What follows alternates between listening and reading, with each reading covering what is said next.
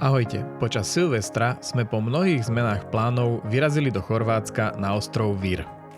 Ceny ubytovania boli menej ako polovičné oproti slovenským horám, kam nás to v najpreplnenejšej sezóne až tak neťahalo. Našli sme prázdne pláže, prázdne cesty a prázdne parkoviská pri zaujímavých miestach, kde sa v lete stojí v radoch a márne hľadá miesto na zaparkovanie. Teploty sa pohybovali od 7 do 16 stupňov, keď bolo slnečno a bezvetrie, boli sme v mikinách a po kolená v mori. A keď sa zatiahlo, dali sme si vetrovky a objavovali okolie.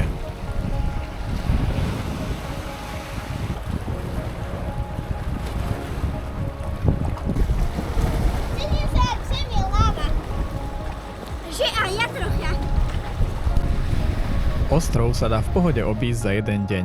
My sme začali červenými útesmi a plážami na severe ostrova. Na celý sever je zákaz vjazdu, takže sme si dali prechádzku, ale stretli sme asi 10 aut, ktoré zákaz nerešpektovali. Potom sme navštívili zrúcaninu benátskej pevnosti Kaštelina, ktorá kedysi chránila morské cesty. Vyšli sme aj na najvyšší kopec ostrova, ale bol tam iba vysielač a základy bývalej kaplnky. Nič sme tam netočili a presunuli sa do centra Viru, kde sme si dali na zohriate horúcu čokoládu na vianočných trhoch.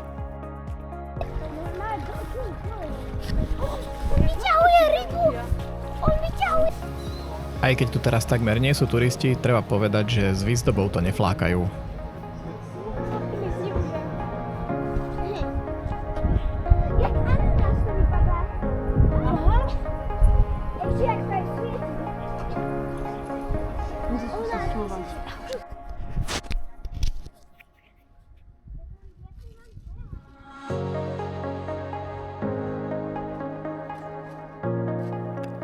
Na Silvestra sme sa vybrali do vedľajšieho historického mesta Nin.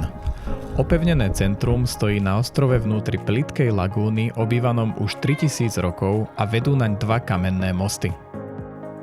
Je to najstaršie chorvátske kráľovské mesto, ktoré zažilo mnoho nadvlád, takže okrem chorvátskej kultúry sú tu pozostatky Rímskej ríše a benátska architektúra.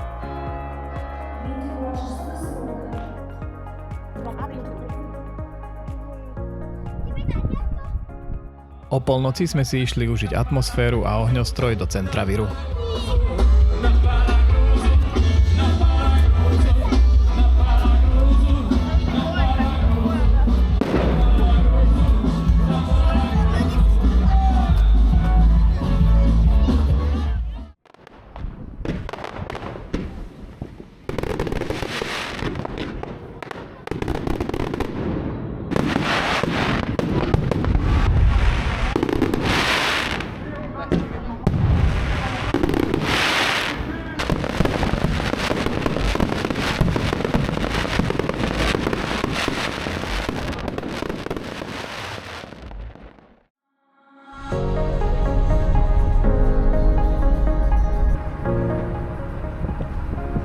Žiadna opica sa nekonala, takže sme na nový rok vyrazili do Zadaru.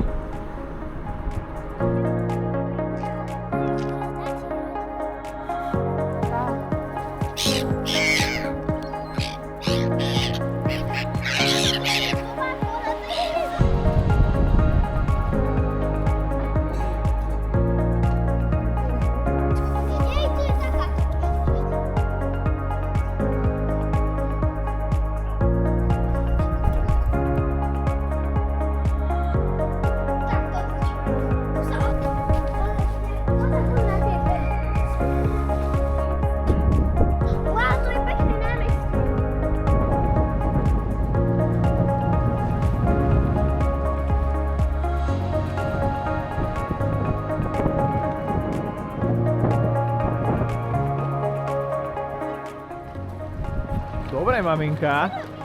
Akože... Neveril som, že tu niečo bude. Myslel si, že to je len pre tých, čo tu majú loďky.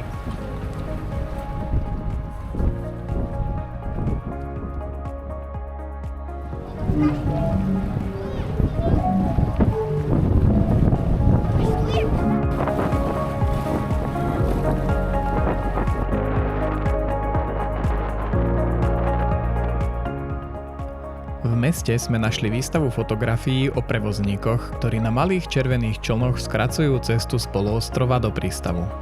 Táto tradícia sa vraj dedí po generácie už od 14. storočia. Je to celkom rýchlo, že?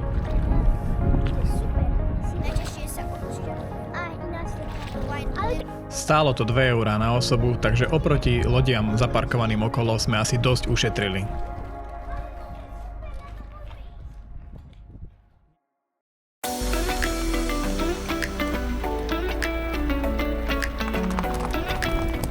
Piaty deň bol oddychový, keďže doteraz sme toho každý deň veľa pochodili. Motali sme sa po okolitých plážach a skočili aj na jednu vraj pieskovú, ale na iné ako chorvátske pomery by som ju nazval iba menej kamenistou.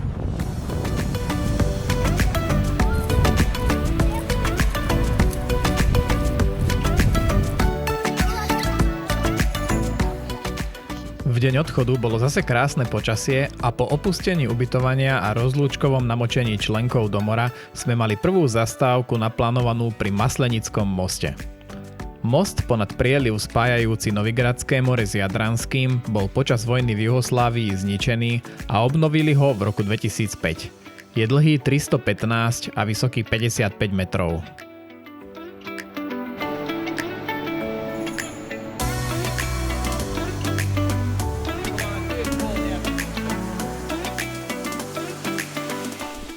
O pár kilometrov ďalej sme sa dostali na miesto, podľa ktorého si jedna generácia predstavovala, ako to vyzerá v Amerike. Keďže aj tu sa natáčal film Winnetou.